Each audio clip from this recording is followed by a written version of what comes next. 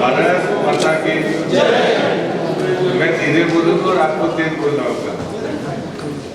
भारत माता की जय। भारत माता की जय।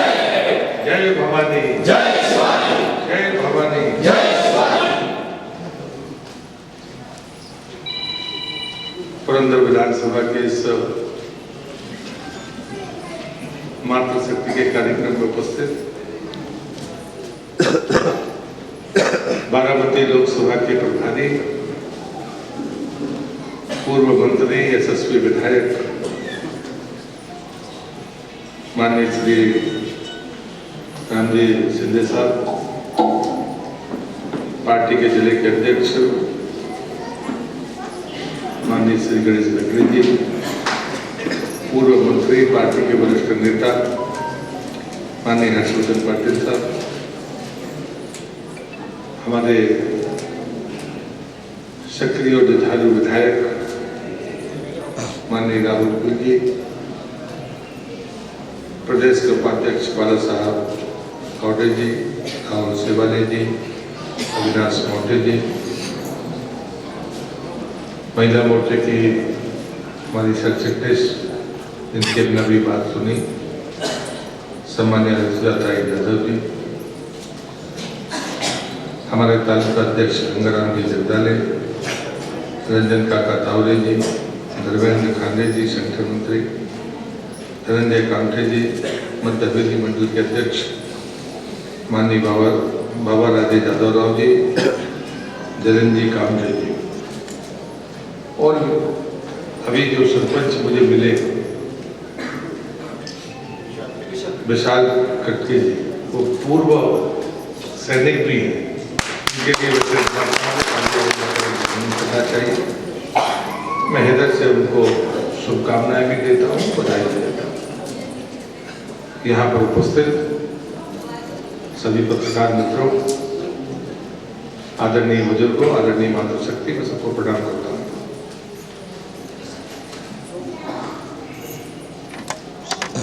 आज मुझे आप सबके दर्शन का सौभाग्य मिला। इस बात के लिए मैं अपने केंद्रीय नेताओं का हृदय से धन्यवाद करता हूं। यदि उन्होंने शायद ये कार्यक्रम ना बनाया होता तो मुझे आपके दर्शन संभव नहीं थे। मुझे दूसरी बात मुझे लगती है, जो भारतीय जनता पार्टी का प्रत्येक कार्यकर्ता मानता है कि पहले वो कार्यकर्ता है, तो कार्यकर्ता के नाते उसे जो जिम्मेदारी मिलती है उसका निर्वहन करता है। मैं आज केंद्र में मंत्री हूँ और मध्य प्रदेश भारतीय जनता पार्टी का कार्यकर्ता हूँ, लेकिन जो जिम्मेदारी मुझे मिली है वो जल शक्ति की है, और दूसरा मेरा विभाग है वो फूड प्रोसेसिंग मिनिस्ट्री है। और मैं इस बात पर गर्व करता हूं कि जल जीवन मिशन हो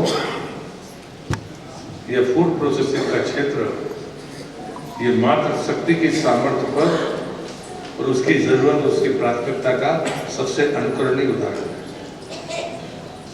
जब मैं प्रधानमंत्री की बात करता हूं और भारतीय जनता पार्टी के विचार की बात करता हूं, तो मैं दो बातों की तरफ जरूर आप सबका ध्यान आकर्षित करना चाहता हूं। क्या फर्क है सरकारों में?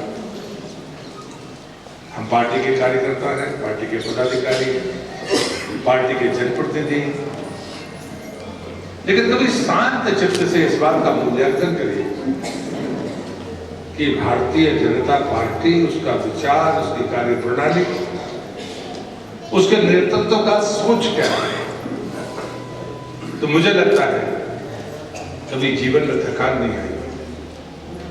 दीनदयाल जी का दिया गया वो उपनिषद का मंत्र, चले बेटी चलते चलो मंजिल जरूर मिलेगी, वो उसको आत्मसात करने में देरी नहीं होगी। जब मोदी जी आए थे 2014 में, अगर हम 6 महीने पैसे पलट कर देखें 2013 में देश की राजनीति क्या, लोगों का नेता पर भरोसा नहीं था, दलों से भरोसा टूट रहा था, ऐसा लग रहा था जैसे लोगों का लोकतंत्र पर भरोसा नहीं रहा। लेकिन 2014 में जैसे ही मोदी जी को हम सबने चुना और उसके बाद बहुमत की सरकार बनी, ये चमत्कार देश की जनता ने किया। लेकिन 2015 आया, प्रधानमंत्री जी ने प्रधानमंत्री आवास योजना की घोषणा की। हर गरीब आदमी के सिर पर क्या एक कमरे की छत दे सकते हैं? 2016 में एक नई बात कही कि देश की आजादी के जब 75 वर्ष होंगे, तो 75 वर्ष बहुत दूर थे, तब इस देश की सूरत क्या होगी, इस देश के हालात क्या होंगे। देश की आजादी के 75 साल कोई मामूली शब्द नहीं, किसी पर हमने आरोप नहीं लगाया। और प्रधानमंत्री ने कहा कि देश की आजादी के जब 75 वर्ष हो, तो क्या हर गरीब आदमी के सिर पर एक कमरे की पक्की छत हो सकती है? मेरे घर में बिजली है, तो क्या हर घर में बिजली हो सकती है? गैस का कनेक्शन सिर्फ बड़े लोगों की पहचान माना जाता था। जब मैं पहली बार 89 में सांसद बना था, तो हम लोगों को गैस के कूपन मिलते थे। अच्छे अच्छे विधायक, अधिकारी सिर्फ इस बात के लिए हमारे पास आते थे कि एक कूपन दे दो, बेटी की शादी है। पैसे पूरे लगते थे, पर 3 साल की वेटिंग नहीं होती थी, उसको सिर्फ गैस कनेक्शन तत्काल मिल जाता था, इतनी सुविधा थी और दूसरी कोई सुविधा नहीं थी। और उसके बाद लोग इसको स्टेटस सिंबल मानते थे। मोदी जी ने कहा कि ये सिर्फ स्टेटस सिंबल नहीं है, उस गरीब माताओं बहनों के आंखों से कब आंसू बंद होंगे, ये संकल्प मोदी ने लिया और उज्ज्वला योजना लिया। मुझे लगता है कि हमें देखने के नजरिया को बदलना पड़ेगा, मनोभाव को समझना पड़ेगा। कई लोगों को लगता है तो मुफ्त की चीज है। मैं किसी विरोधी पर हमला नहीं कर रहा, लेकिन मैं पूछना जरूर चाहता हूं, ये कौन सा कारण है कि अटल बिहारी वाजपेयी की सरकार आती है तो गैस कनेक्शन की लाइन खत्म हो जाती है, वो कांग्रेस की आती है तो फिर से लाइन शुरू हो जाती है। हमने कितने गैस के नए कुएं खोद लिए। आज मोदी जी कैसे हर परिवार को गैस दे पा रहे हैं, इसका जवाब कोई पूछता नहीं है। ये जवाब पूछने की जरूरत है। ऐसा क्या हो जाता है? अटल जी इस देश में प्रधानमंत्री बने, हर घर में प्रधानमंत्री सड़क योजना पहुंच गई। शायद इस गांव में कभी तो पक्की सड़क लोग देख नहीं सकते। क्या ये सच्चाई नहीं? मित्रों, ये 5 साल में मैं कहना ये चाहता हूं कि कहीं ना कहीं मातृशक्ति को ये विचार करना होगा कि मोदी जी की जितनी भी योजनाएं हैं, एक बार जरा मनन करिए घर में बैठकर। हर योजना के पीछे मातृशक्ति का सम्मान और स्वाभिमान जुड़ा है। प्रधानमंत्री आवास योजना, उज्ज्वला योजना, उजाला योजना, आयुष्मान कार्ड, ये 2014 से 2019 के बीच की योजना है। और जैसे ही 19 में आपने फिर से वोट दिया मोदी जी, तो जल जीवन मिशन की घोषणा हो गई, घर घर जल। मैं आपसे पूछता हूं, अगर पानी ना हो पास में तो ढोने का काम कौन करता है? अगर बिजली ना हो घर में तो सबसे ज्यादा परेशानी किसको होती है? अगर गैस आई है घर में तो सुविधा किसको है? अगर मकान है तो उसका सबसे ज्यादा उपयोग करने वाला कौन? Self help group. अभी मोदी जी ने कहा कि देश की इकोनॉमी को इतनी ऊंचाइयां देने का काम अगर किसी ने किया तो हमारे सेल्फ हेल्प ग्रुप ने किया। सेल्फ हेल्प ग्रुप किसके? इस देश में मातृशक्ति के सेल्फ हेल्प ग्रुप है। मैं पूर्व मंत्री हूँ। पिछले बजट में प्रधानमंत्री ने घोषणा की थी 2 लाख लघु उद्यमियों को 10,000 करोड़ रुपया देकर 5 साल में मजबूत बनाना है, क्योंकि देश की अर्थव्यवस्था को अगर कोई संबल दे सकता है तो मातृशक्ति दे सकती है।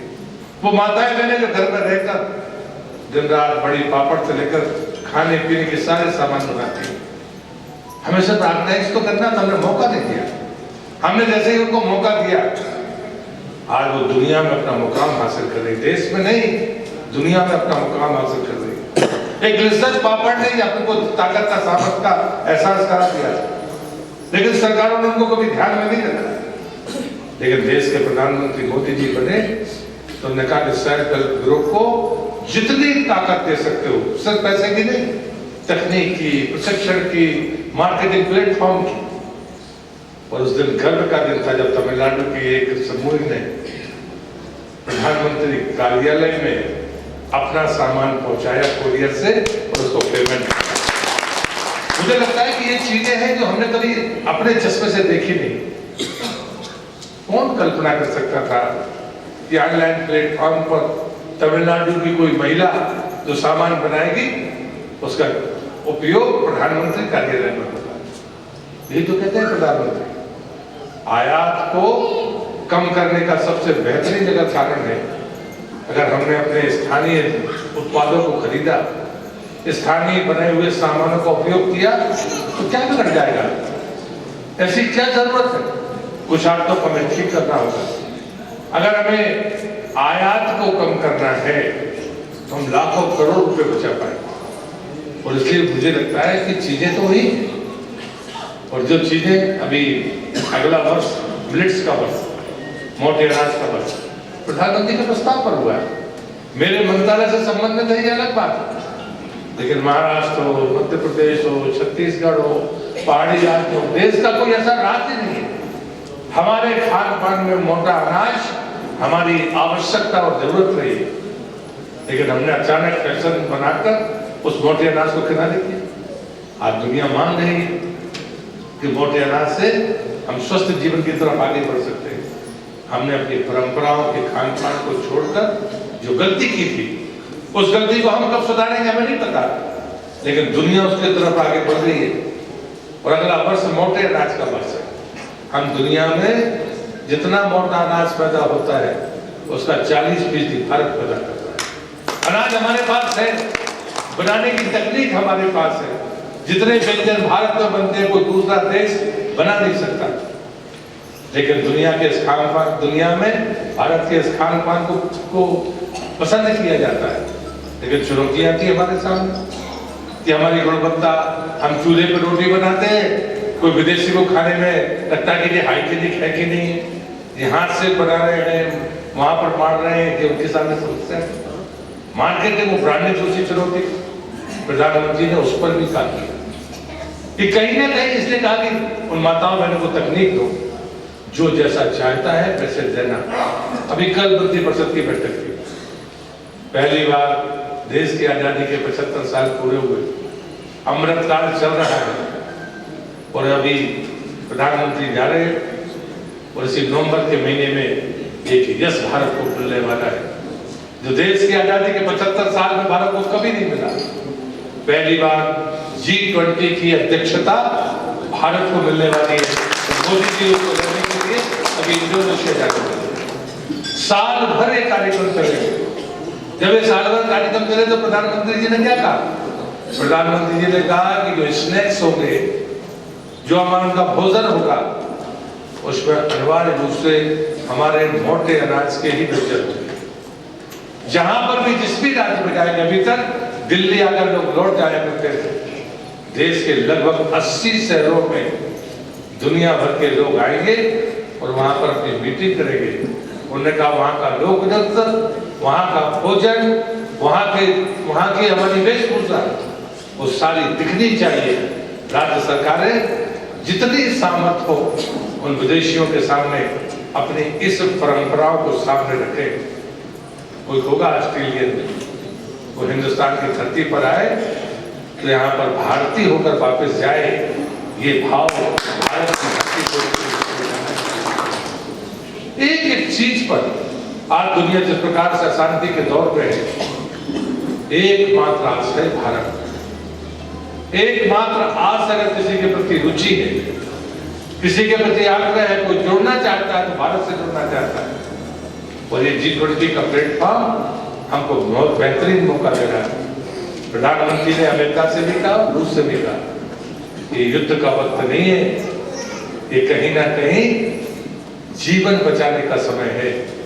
ये है हमारी आध्यात्मिक ताकत, ये है हमारी भारतीय संस्कृति की ताकत। कि लोग तो अपने शस्त्र बेचने में लगे, धन कमाने में लगे, और हम गर्व करते हैं कि हमारे देश में ऐसा नेतृत्व है जिस नेतृत्व ने पूरे साहस और दृढ़ता के साथ कहा अमेरिका हो या रूस, ये युद्ध का समय नहीं है। इतिहास को बदलते हुए हम देख रहे हैं, और हम देखते हैं कि यूक्रेन और रूस में युद्ध होता है, हमारे बच्चे और बच्चियां वहां रह जाते हैं। दोनों देश के राष्ट्र अध्यक्ष प्रधानमंत्री मोदी की बात मानकर हमारे बच्चों को निकलने के लिए रास्ता देते हैं, उतने समय के लिए युद्ध विराम हो जाता है। इतिहास के ये स्वर्णिम पन्ने हैं, ये लेके जाए। कल मैं आ रहा था तो इंटरव्यू लेने के लिए एक मित्र आए, तो मैंने कहा किस बात का इंटरव्यू? उन्होंने कहा कि आपको ध्यान है कि अन्नपूर्णा की जो मूर्ति है काशी विश्वनाथ के मंदिर से चोरी गई थी, शायद 1913 में गई, वो कनाडा के एक म्यूजियम में रखी थी। हमारी एक बहन गई जो मूर्ति कला की जानकार थी, दिव्या बहना उसका नाम था। उसने देखा, पूरी जांच पड़ताल करने के बाद कहा ये तो भारतीय शैली की भारतीय मूर्ति। पता चला कि वो 1913 में चोरी गई थी, वो वापस आई, लेकिन वो तभी कोरोना आ गया। भारतीय दूतावास में तो हमारे 2020 में वो पहुंच गई थी। 100 वर्ष से ज्यादा के बाद वो मूर्ति भारत पहुंची, लेकिन उसी समय कोरोना आ गया। लेकिन मैं प्रधानमंत्री पर गर्व करता हूं, कभी किसी देश के इस पद पर बैठे हुए व्यक्ति ने संस्कृति की बारीकियों की तरफ इतनी गंभीरता से नहीं देखा। लेकिन प्रधानमंत्री ने नवंबर 2020 में कह दिया था कि अन्नपूर्णा की मूर्ति भारतीय दूतावास में कनाडा में पहुंच गई, बहुत जल्द भारत आएगी। और वो कोरोना के कारण नहीं आ सकी, बाद में फिर वो नवंबर में आई, और उसके बाद उसकी यात्रा निकली और जाकर बनारस में वो स्थापित हुई। फिर तो कहने का आशा ये है कि चीजें सिर्फ यही रुकती नहीं है। जितने आजादी से लेकर 2014 तक जितनी मूर्तियां वापस नहीं आई, उनसे दुगनी मूर्तियां 14 से लेकर 22 के बीच में वापस आई। मैं कल्चर मिनिस्टर, मैं खुद कल्चर मिनिस्टर था, टूरिज्म मिनिस्टर था। मेरे रहते ही जो आंकड़ा भारत में मूर्तियों का आने का था, उसको तभी पार कर गया। तो इतनी बड़ी मात्रा में प्रोसेस वापस लेकर आए, ये चीजें हमें आनंद देती है। क्यों? और इसलिए दीनदयाल जी ने कहा था कि हम राजनीतिक कार्यकर्ता हैं, हम सबका भला सोचें, लेकिन कम से कम थोड़ा ऊपर उठकर देखें।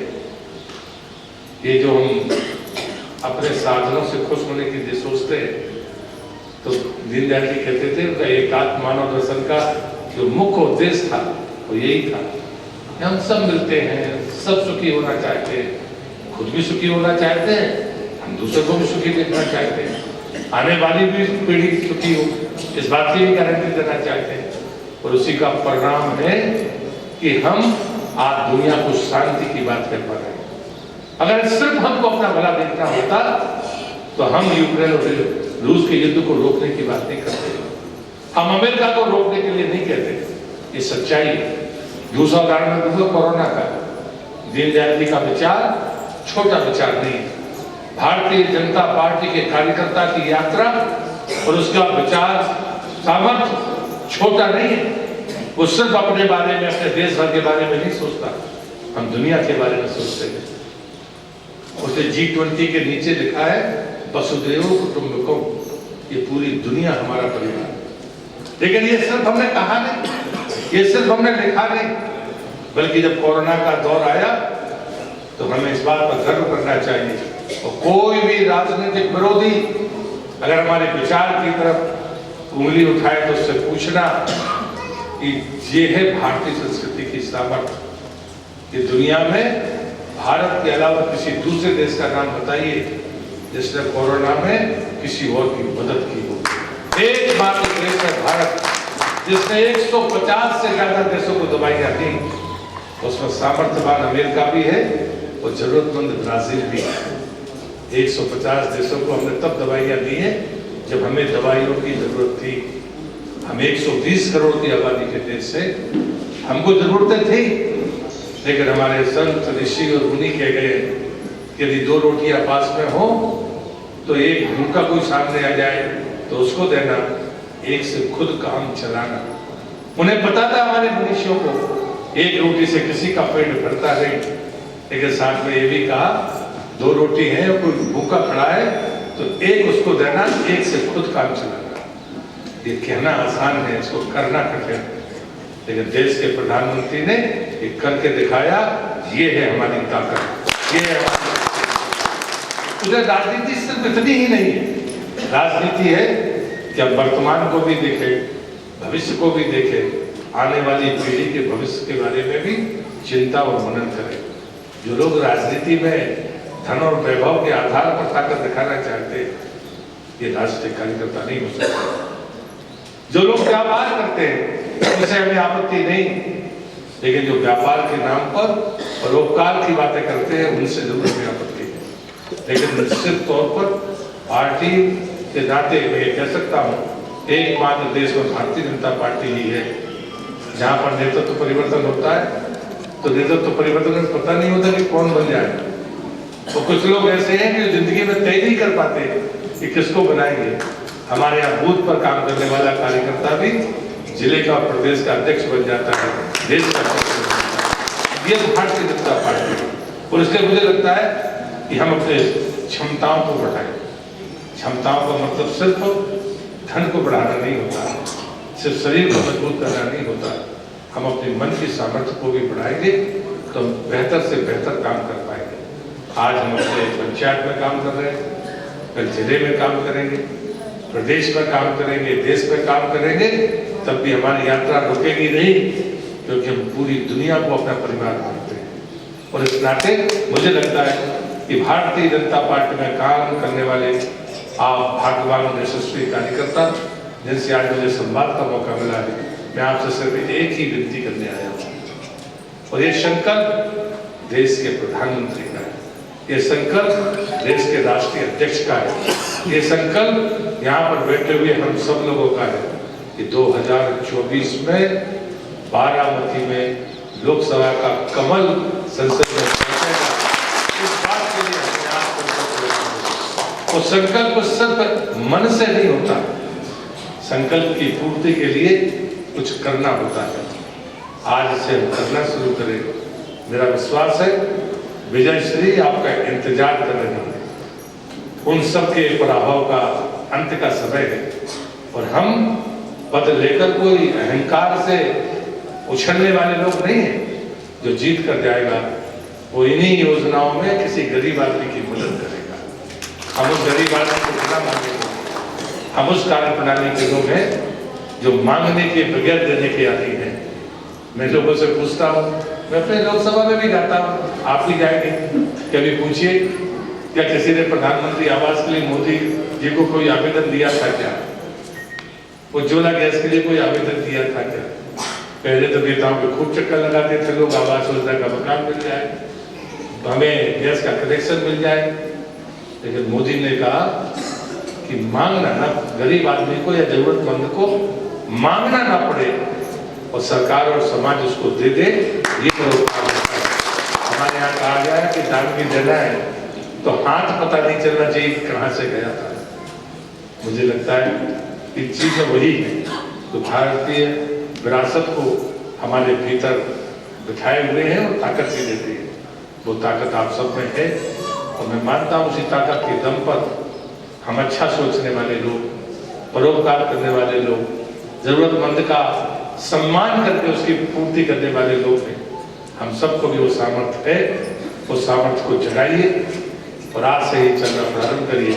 मुझे विश्वास है कि जब 2024 का परिणाम आएगा उस दिन हम यशस्वी होंगे कि बारामती से भारतीय जनता पार्टी का सांसद भारत के प्रधानमंत्री को एक वोट का इजाफा करेगा और लौट कर वापस आएगा और अपने कार्यकर्ताओं के साथ मिलकर जरूरतमंदों की मदद में दिन रात एक कर देगा। जैसे हमारे यहाँ पर उपस्थित जनप्रतिनिधि दिन रात उस सेवा में लगे हैं। मैं फिर से सरपंच महोदय को हृदय से शुभकामनाएं देता हूँ। जैसे ही मुझे बताया कि ये पूर्व सैनिक है तो मेरे जैसे लोगों की तो छाती फूल गई कि चलो देश की सेवा करने के बाद लौट कर आकर जनता की सेवा करने का मन बनाया। मुझे लगता है कि ये उनके लिए ठीक समय है। तो मैं उनसे भी कहूँगा इस संघर्ष में वो हमारा साथ दें। तो जिन लोगों ने आज भारतीय जनता पार्टी की सदस्यता ली है उन सब के प्रति भी मैं आभार व्यक्त करते हुए अभिनंदन देते हुए अपनी बात को समाप्त करता हूँ। आपने मुझे सुना, बहुत बहुत धन्यवाद। भारत माता की जय।